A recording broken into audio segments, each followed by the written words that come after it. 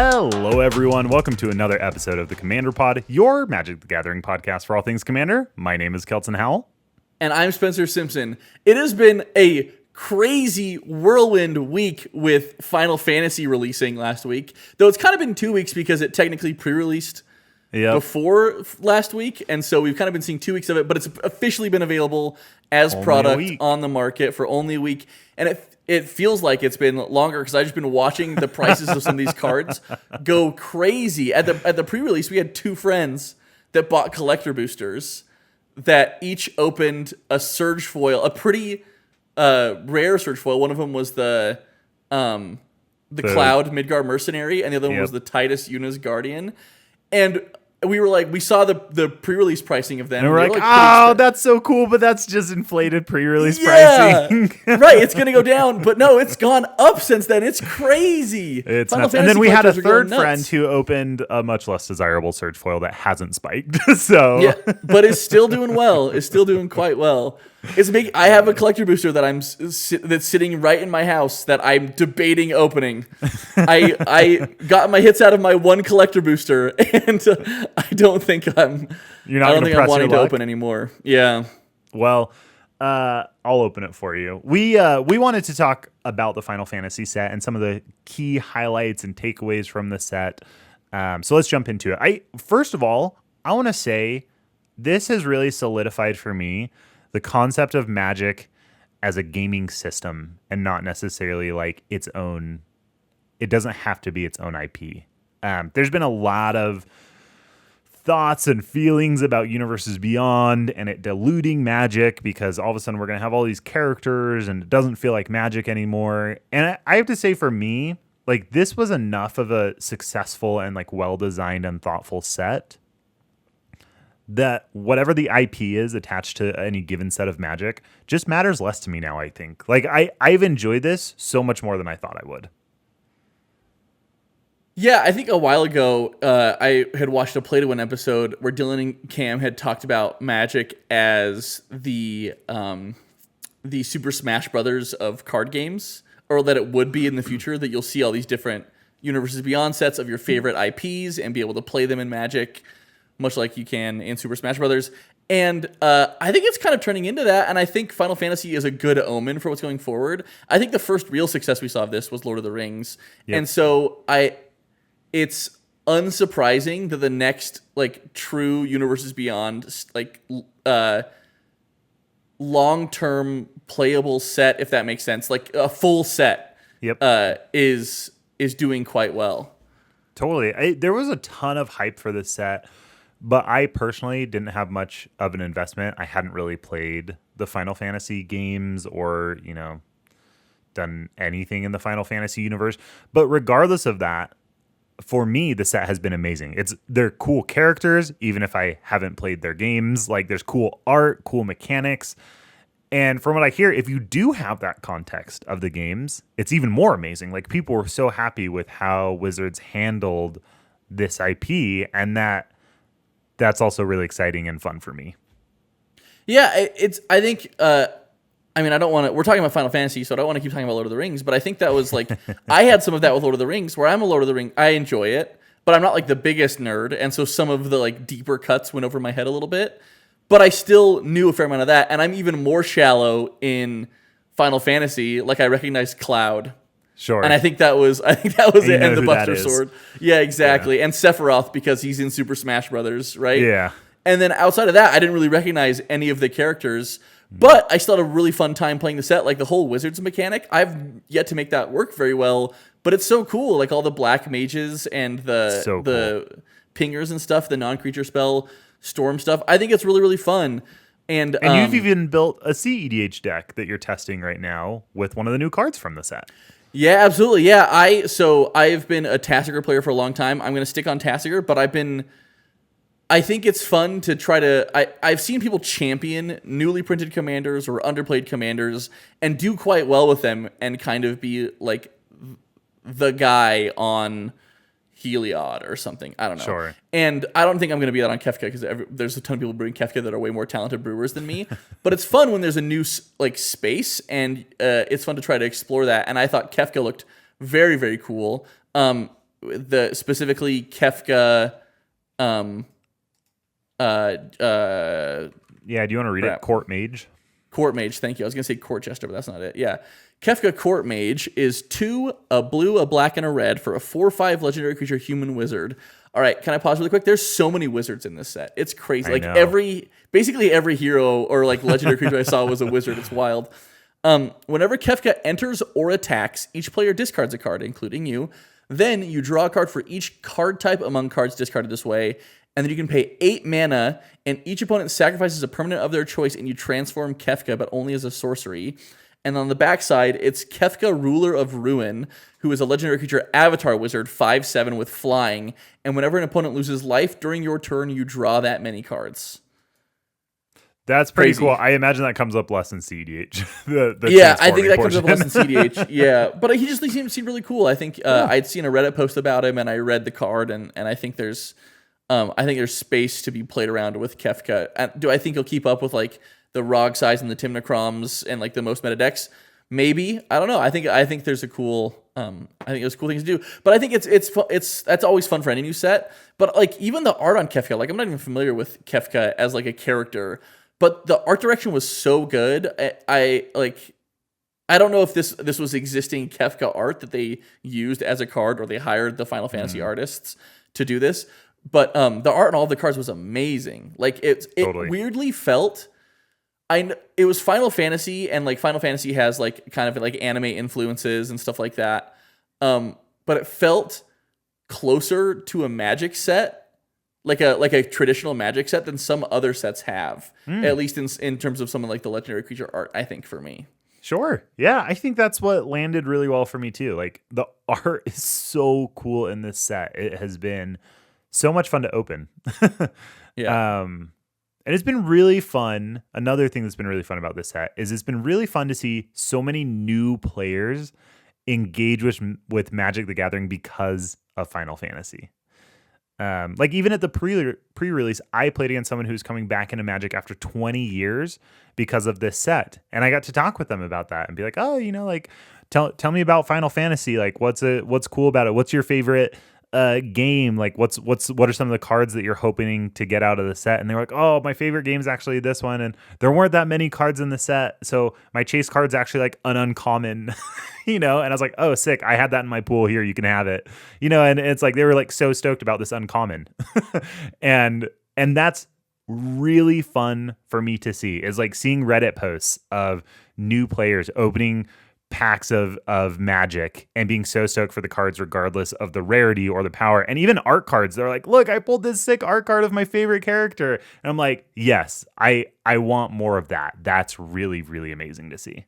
Yeah, that's so sick. And that's something that like Magic doesn't really have, right? Like for the most part, you're excited to pull something because it's the chase card or because it's like exceptionally powerful. Or even like, I mean, sure, sometimes you love the art and you want to keep a card, but like Magic doesn't have, I mean, they have recognizable characters, but not to the same like degree nostalgia. Or right, exactly. Anything like that.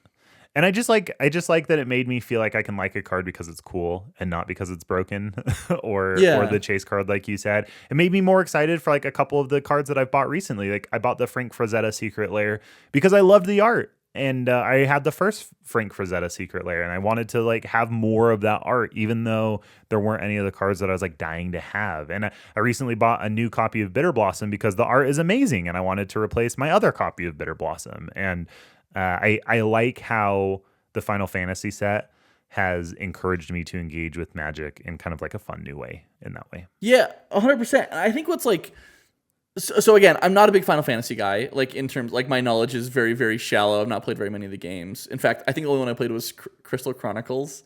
Cool. Was that a Game Boy game?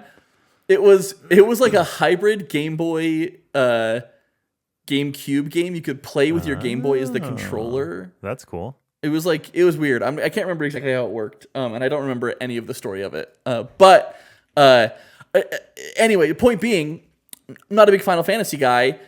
But I think like some of the big appeal outside of it being like you being a massive Final Fantasy fan is that you get to see these characters and sometimes the mechanics or whatever items from something that you love in a different context. And I think that's why it's like if I could play Jace in like a fighting game or something, or like You'd be stoked about that. I'd be so stoked. I'm like, oh my gosh, that's Jace. That's so sick, you know? Yeah. And I think that's the fun part, is that you have this other context of this thing that you love, and now it is put in a Magic context, which you may have never played, you may already like, but it's like adding a new flavor and a new twist to the thing you already love. And I think that's what makes these Universes Beyond sets so fun. And I think sometimes what can make them like kind of a dud for people who aren't interested in them. Sure.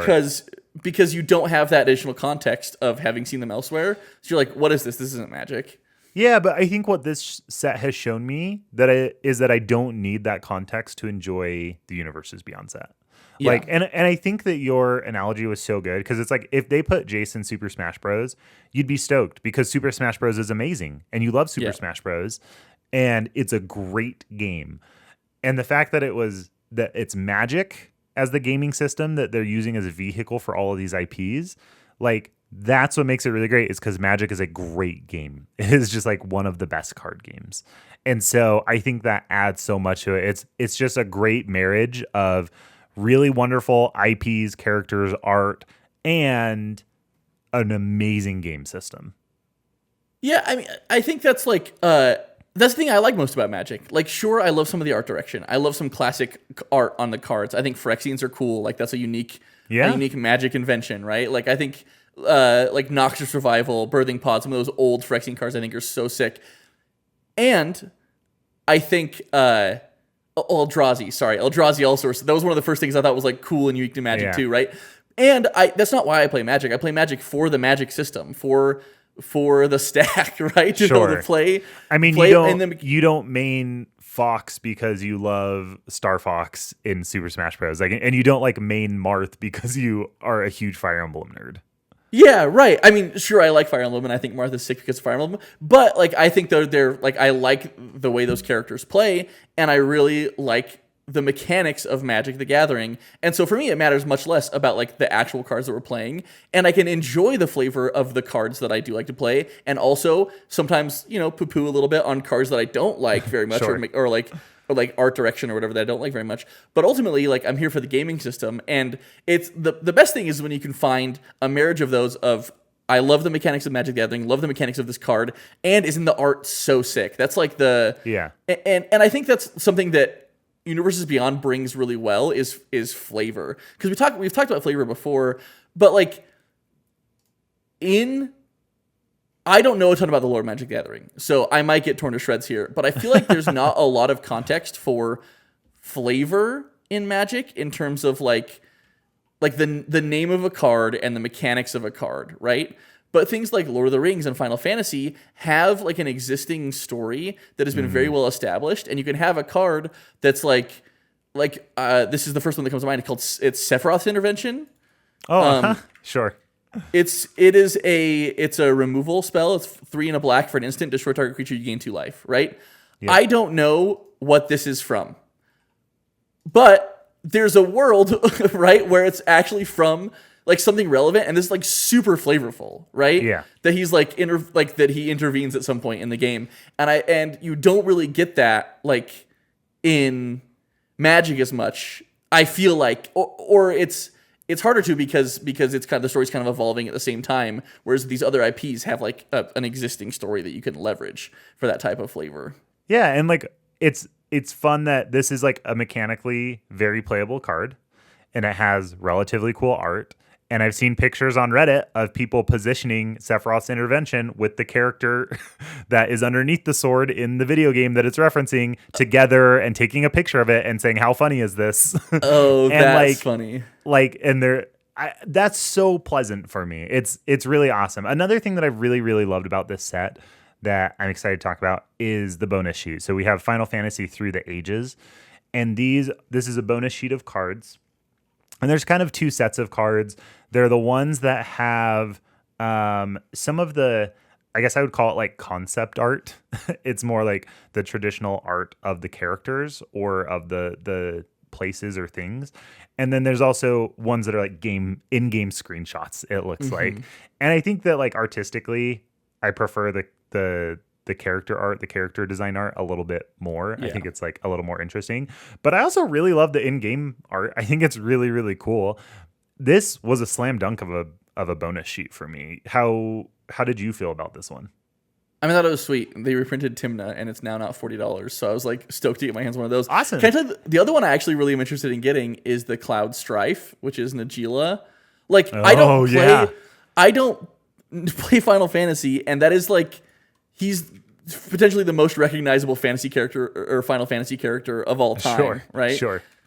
And the fact that it is just Cloud on a card is that is a functional copy of Najila in case I ever wanted to build it. I think that's so sick. I think that's It's cool. so sick. I opened they come at different rarities, so there are like commons, uncommons, rares, and mythic rares.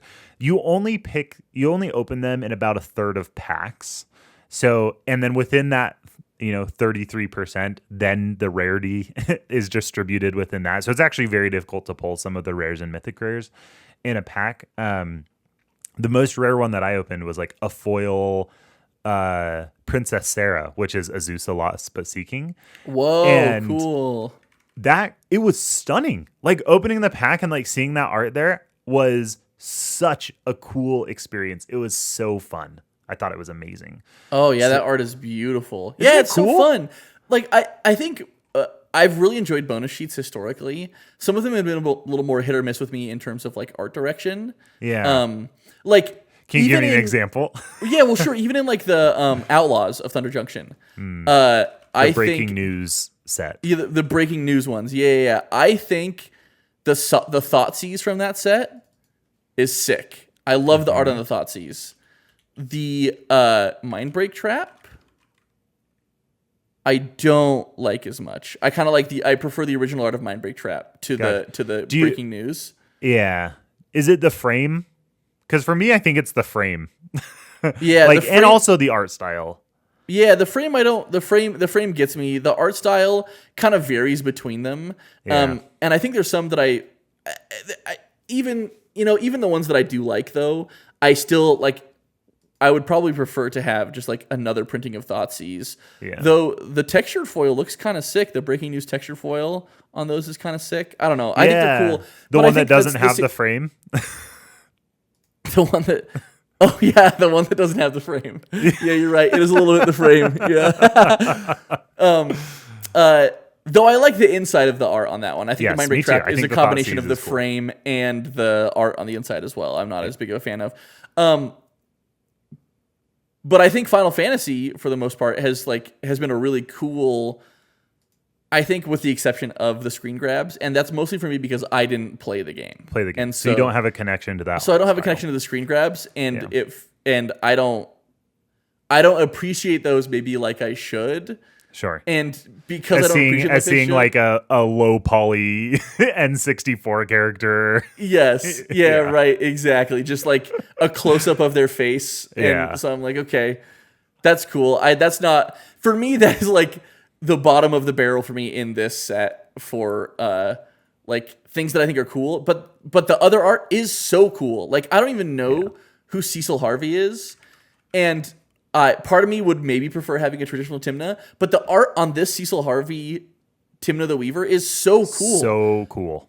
It's so sick. Like it's Yeah. I don't know. I think it's beautiful. It's so cool. How do you feel about it being in every third pack instead of every pack like other bonus sheets? I don't know. It makes it like kind of fun when you open one. Like you were guaranteed to open one in every pack before, which I think also is fun. I think there's kind of two different types of fun, right? Like one is Sure. fun because you always get a chance to hit something cool, and you always have one of these slots. The other is fun because when you do hit something, it's like extra exciting.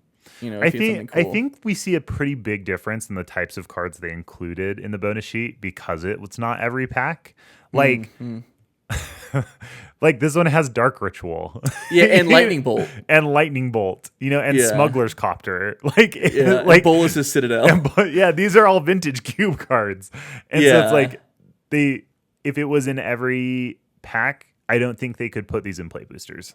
Yeah, that makes sense. I think that makes a lot of sense from a limited play perspective. Yeah. I think if you're just like cracking packs, I I would think prefer to there's- have it in everyone for sure. Yeah, 100%. And so from a limited perspective, though, they couldn't feasibly print this quality of card as frequently as they do. Like they couldn't just like throw Nyx Bloom Ancient in there all the time.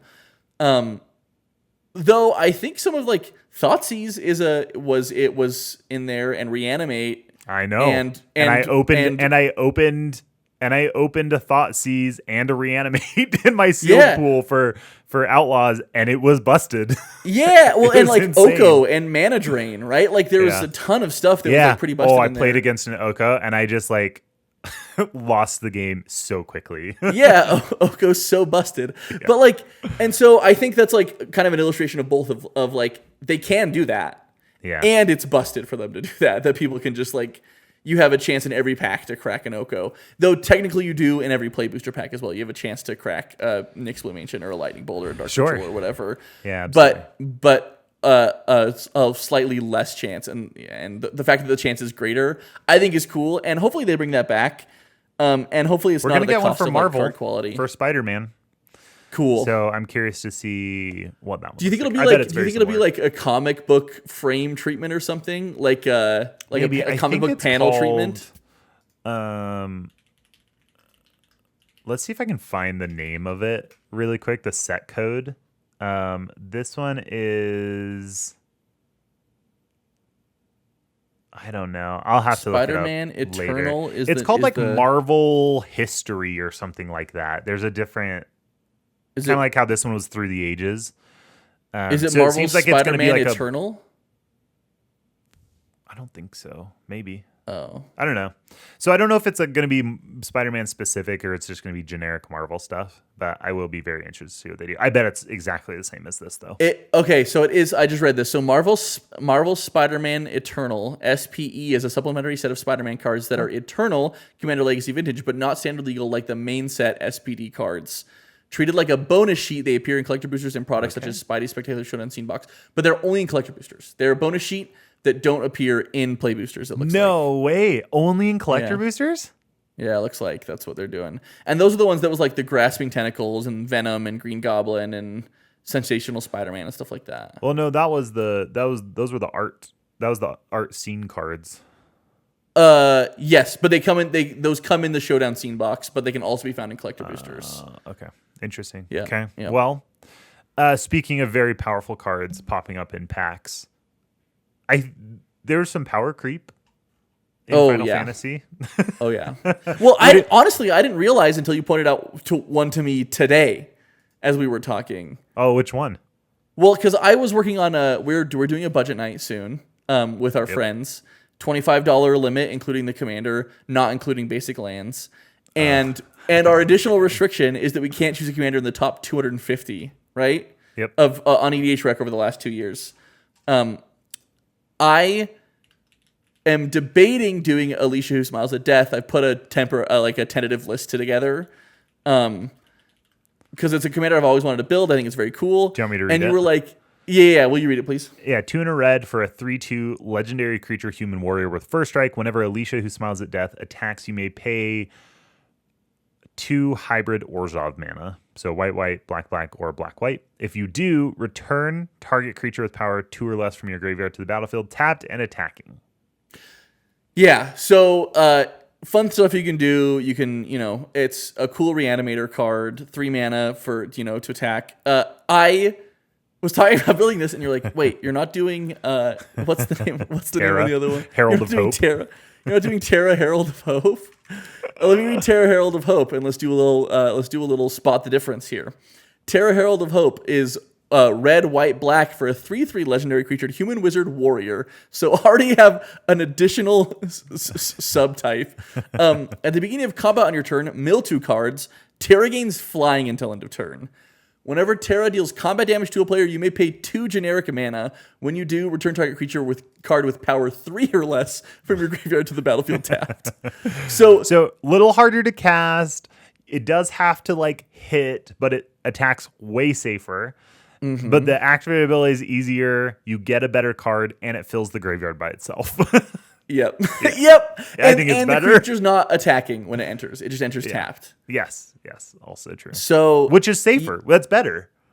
which is better. Which is better unless you just want the creatures to die or whatever. Yeah. But yeah, this is just a strictly better version. Okay, I won't say strictly better because I do think there are lots of benefits to playing Alicia, but it gets a bigger creature and it attacks safer and it mills itself. It's a more self-sufficient version of Alicia, most certainly, and for the same mana cost virtually in the same colors.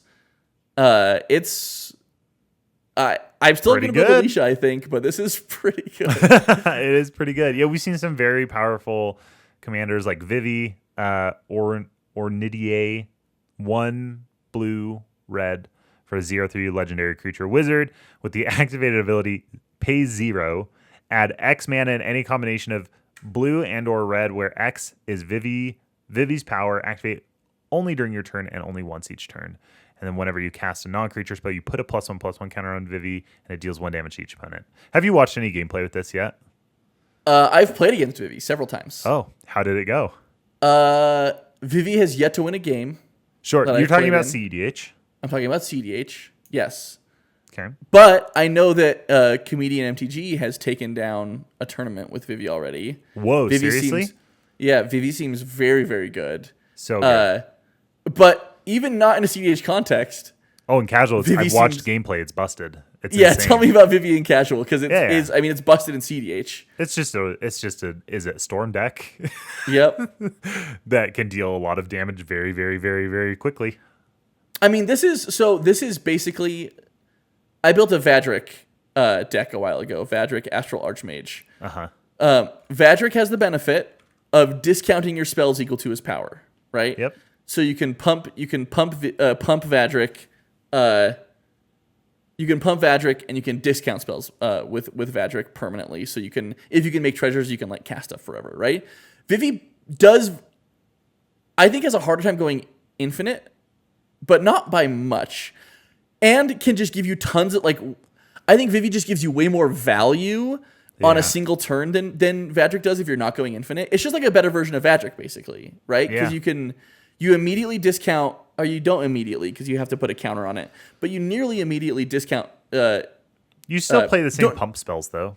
Yeah, you still play the same pump spells. You basically could just replace them together, except you just couldn't play the same infinite combos that you can with Vadrik. And I think Vivi would be significantly more efficient because you get the pips to pay for the spells that you're drawing, and you're dealing damage to the table simultaneously, and a curiosity effect goes infinite almost immediately. Yeah, and even though this card is super powerful, and even though there's a lot of other super powerful cards from the set, I think that's okay. Like, I think that there's been a lot of worry about Universes Beyond sets and the power creep because, hey, if you're going to make the Buster Sword, you have to make it really good so that packs will sell, right? Sure. That's fine. I actually don't even know that the Buster Sword is that good, but it's fine. Like, it's totally okay if that's the case because in Commander, at least, I won't speak for other constructed formats, but in Commander, at least, it's a casual format. So if your playgroup plays at that power level, if they're already playing Vadrik, Storm, then great. You got new cards that you get to play with. And if your playgroup doesn't play at that power level, then great. You don't have to worry about it because you weren't playing Vadrik, Storm anyways. So you're not going to play Vivi. Yeah. I do think the only potential downside to that is if you were excited to play Vivi because you're a Final Fantasy fan and your playgroup doesn't play at that power level and you're like, oh dang, like I want to play Vivi, but Vivi's like freaking busted. And so I think like, because like that's happened to me. There's commanders that I want to play. Vivi in the 99. Right, exactly. There's commanders that I want to play that are very, very cool, that I think are very, very cool, that I think are just too strong for the power levels that we're typically playing at. And so I either won't be able to play them very often, or that's kind of it. I won't be able to play them very often, or when I do play them, I'll feel bad for playing them or whatever. Sure. And so I can see that being a downside. That Rhystic study. But the problem is, that Rhystic study in the command zone. That's my number one commander I want to play. It's only a matter of time. That's got to be Spider-Man, right? Spider-Man is whenever an opponent casts a spell, draw a card unless they pay 2. It's a power characteristic study. Power characteristic study in the command zone. Crazy. He has indestructible too. It's like the One Ring. So and you gain protection from opponents. Oh my gosh. No, but I think so that would be I think the only downside. But what I think is cool is for the on average, the cards are more powerful. but they're not broken. Like Vivi's kind of the only example I can think of that's actually virtually no matter how you build it broken, right? Sure. And that's not exactly true, but like it would be too As tempting. you'd say, it goes infinite with a ham sandwich. Yeah, exactly. It would be too tempting to build a Vivi deck and not to put in Curiosity or Ophidian Eye or Tandem Sure. Lookout or whatever, right? But like Cloud, you can play Cloud Midgar Mercenary. It's white for I'll read Cloud Midgar Mercenary because I think it's sick. I think it's such a cool card actually.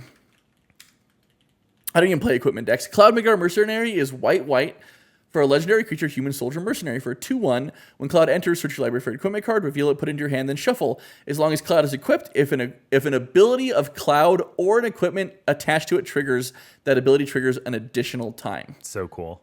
So cool. And so it doubles the abilities of equipment that is attached to him that trigger. It doubles the triggers of equipment that give him an ability. So like when he like this creature gains this ability or whatever, Yep. or you like enchant him with like Curiosity or something. I think it's really cool, and it's like a little bit power crept. Like it tutors for an Mystic. equipment. Yeah, it's Stoneforge Mystic that doubles triggers, but like it's not entirely broken and will be really fun to play Totally. If you can open it. if you can open it or proxy Yeah. it, or if you can print it off at home. Sure, totally. I have had a lot of fun opening packs. This set for me has been so fun to open because of the art and the cool characters and the powerful cards. Like you opened your first collector booster in this I did, set. yeah. Yeah, it was really fun, and it was like stressful the entire time. Like, I think you and I are different people in that. Like, I think it's fun to open packs, Yeah. but it's fun to open packs and to find cool stuff. It's really not fun to open packs and just like Sure. whiff entirely, especially on a collector booster. So I was just sweating as I was opening it. I was kind of counting the value. Like I was like, oh, that's a good card. Oh, that's a good card. Oh, I don't know. And it wasn't until like 5 minutes after that I was like, okay, that was like pretty good. Like we made out pretty good from that collector booster. And I've You immediately didn't stop stopped. holding your breath until then. Yeah, oh my gosh. And so I don't know if that's an experience I can go through again, but it was really fun. And like the art from this is so cool. It's so hyped that so much of it is like is so sought after and hyped. Like Yeah. I've been watching a bunch of collector booster openings and it makes me want to like try to open another one maybe against my better judgment because it's so fun to watch people opening like these search foils are gorgeous. Like they're so cool. Yeah. Yeah, I can't stop opening packs too. This has probably been the set that I've opened the most sealed product of that I can remember. Like not including draft, like and playing just like cracking packs Just cracking just because packs. it's fun. Because Yeah. I don't do that normally. But this set Yeah. has been fun. I've enjoyed it. Yeah. I've got a bundle right here that by the time people watch this, I hope I've opened and posted about because it's fun and I can't wait to do it. Yeah. However, it's a cool set. there's an issue with that. I think a lot of people have felt that way, especially Final Fantasy collectors, and that has made packs pretty inaccessible. Both monetarily, like the set is expensive, but also from an availability standpoint, like it's just been impossible to find. Yeah, I mean that happened. It's so funny because I didn't expect that to happen. It happened virtually immediately when they spoiled the Commander decks, right? People pre-ordered the Commander decks, they were sold out, basically. It was the best selling set before it even released because of the pre-orders.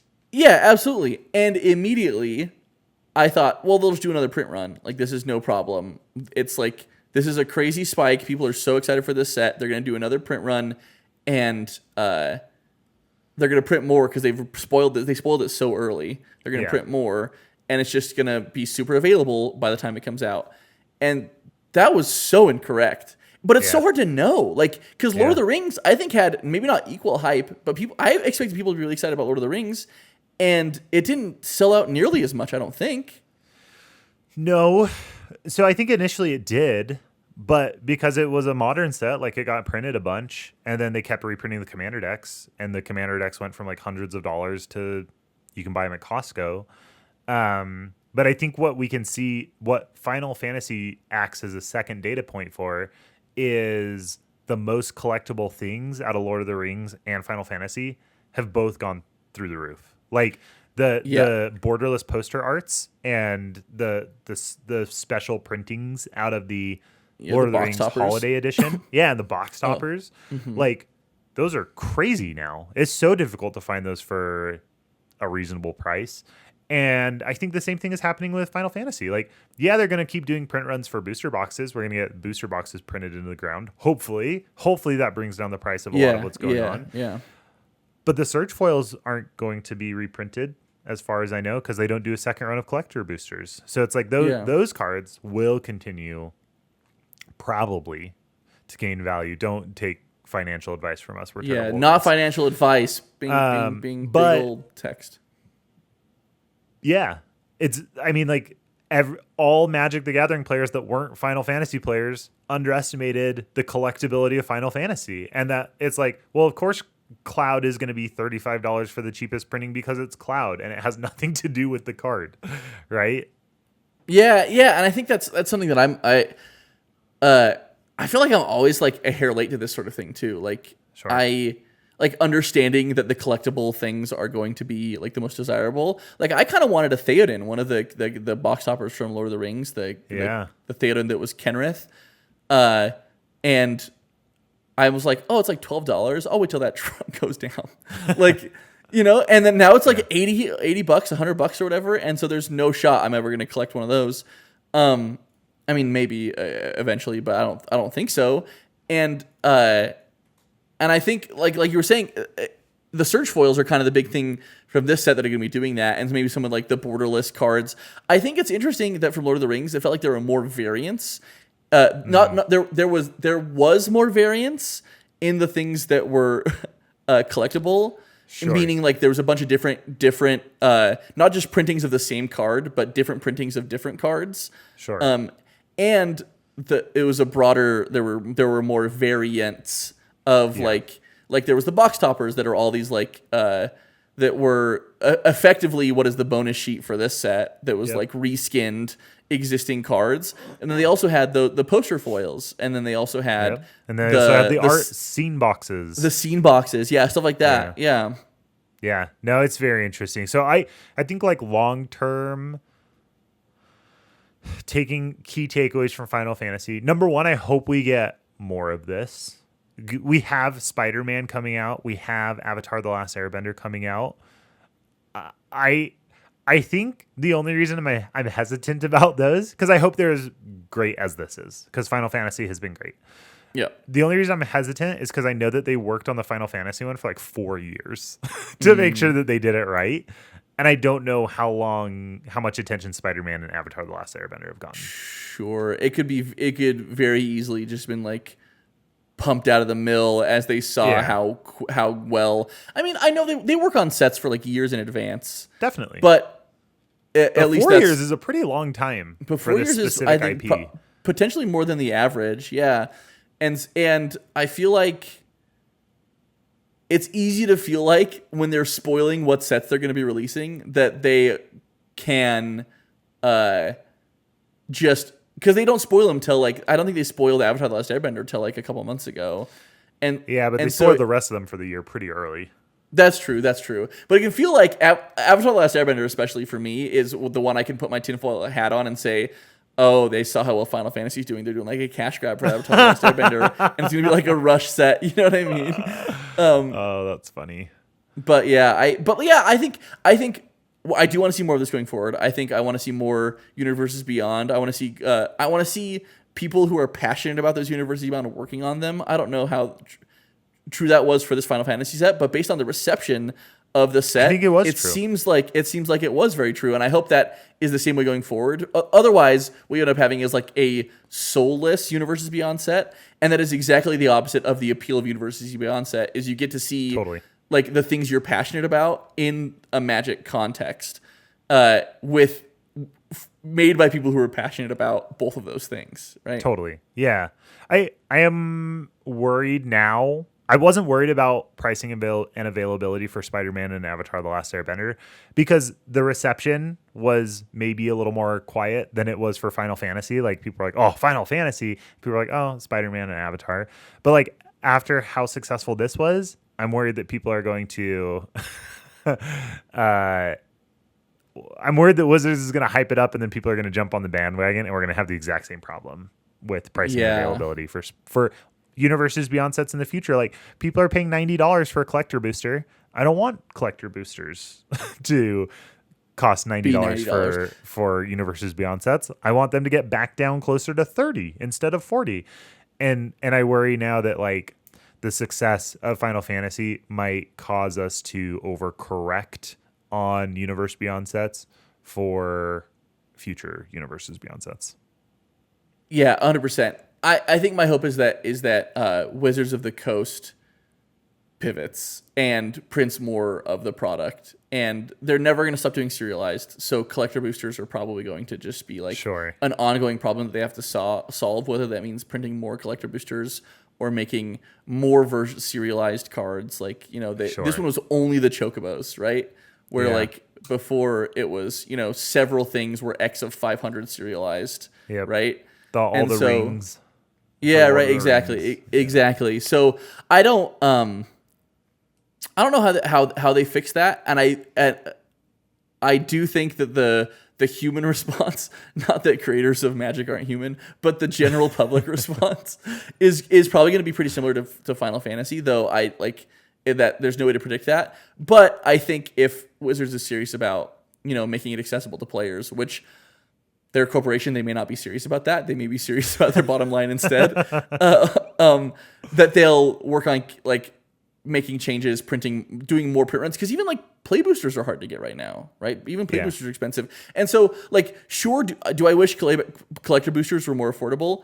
Absolutely.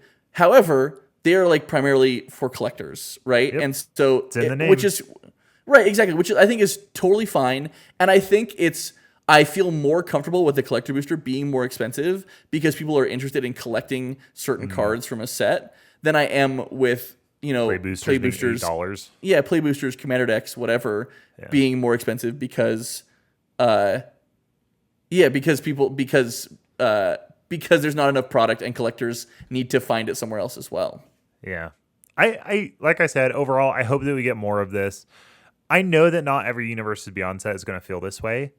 And that's frankly okay, because not every Magic set, like in-universe Magic set, is a hit, right? Like you get ones that you just don't resonate with, and that's okay. And so like enjoy what you can about each Universes Beyond set moving forward, and try and enjoy other people's joy, people who are excited about that IP, and help them feel welcome in Magic, because it is the greatest gaming system. It's so much fun.